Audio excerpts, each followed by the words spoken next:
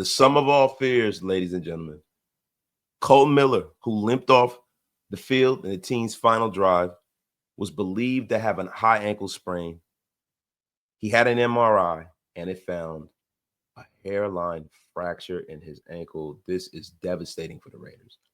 Kolton Miller has undoubtedly been our best left tackle. He actually was probably playing the best football of anyone on the entire team.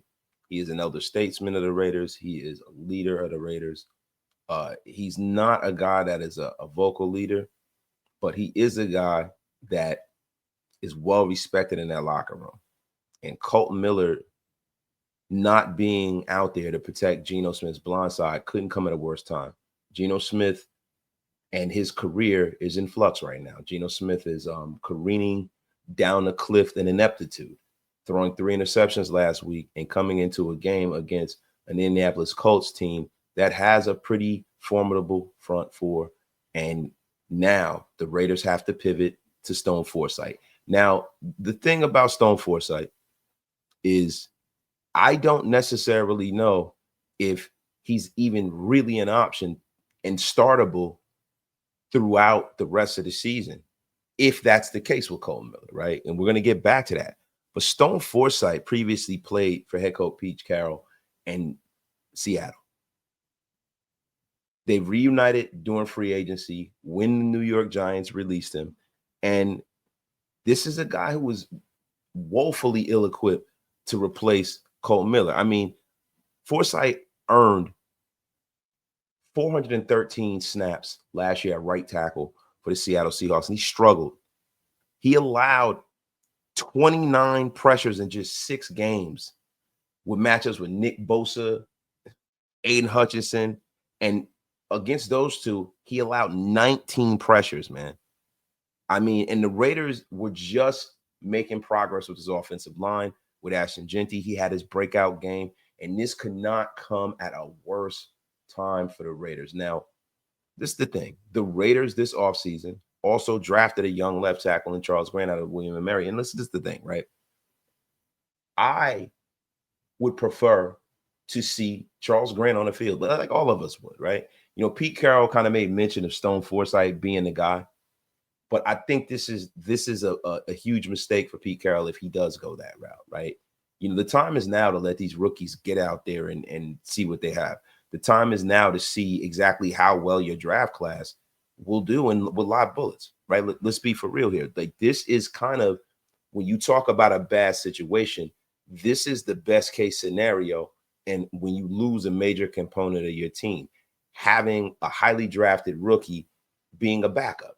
This is the best case scenario because now you really get to see how that kid grows into this role, right? And if, say, for instance, Charles Grant can round himself into a left tackle that looks like he can be a starting level talent, now you can have discussions on when Kolton Miller does come back.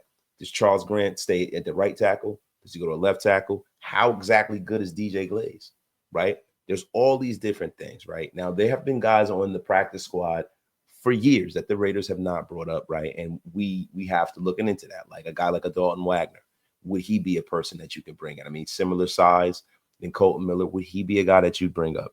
The Raiders also, you know, elevated people off the practice squad today, and we'll get into that. But the thing is, with this Kolton Miller situation, we don't necessarily know how long Kolton Miller is going to be out because they put him on IR, but there's a situation where, according to how fast he heals, he can be brought off of IR unless they put him on season-ending IR. Now, a hairline fracture and high ankle sprain, it's not something for the faint of heart.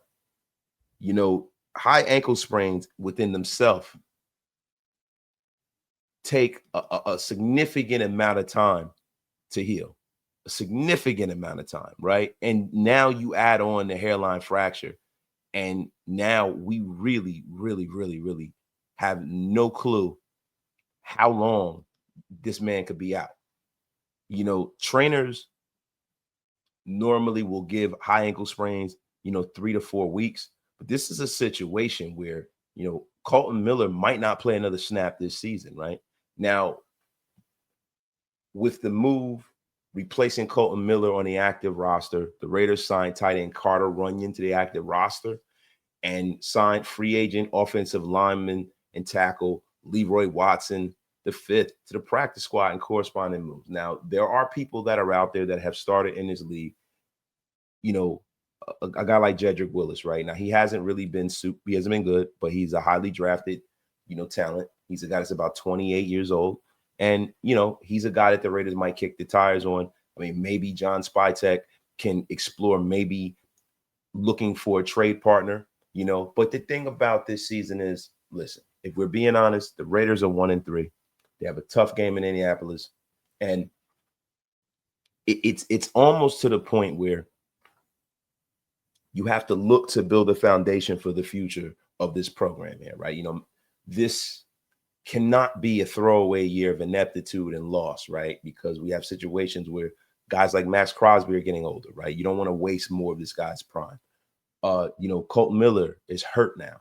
He's getting older, right? And I do not want the Raiders to fall in a situation where they do not have, the offense and defense clicking on both cylinders, right? It just kind of seems like with the Raiders, either we have a really good offense or a decent offense and a really bad defense, but we never can get, offense, defense, special teams to come together. Also, I think to Pete Carroll's mantra of compete, right? And it makes a lot of sense, right? I love the fact that Pete Carroll has always been really big on competition. But more so than competition, I would like Pete Carroll to really be a person who is more of a left brain thinker, more of a guy who is thinking of next year too, right? Because I know when you're a coach, you get trapped in the moment. He's trying to win games now. Stone Forsythe is a guy who's actually played in the NFL and had a significant amount of experience over Charles Grant. But let me tell you something, man. When you have a situation like a guy like Kolton Miller going down, the only thing that you can hope for is you have faith in the rookie that you drafted.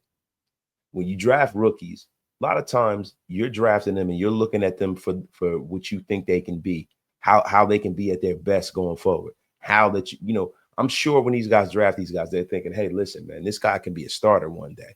Well, guess what? Raider Nation, Pete Carroll, today is the day to see what you have in Charles Grant. Listen, guys, if you like what you hear, hit that like, hit that subscribe button. Raider Nation Unlimited. I'm your man, Wasted Talent. We are out of here like yesterday. And make sure you hit that subscribe button, guys. Peace.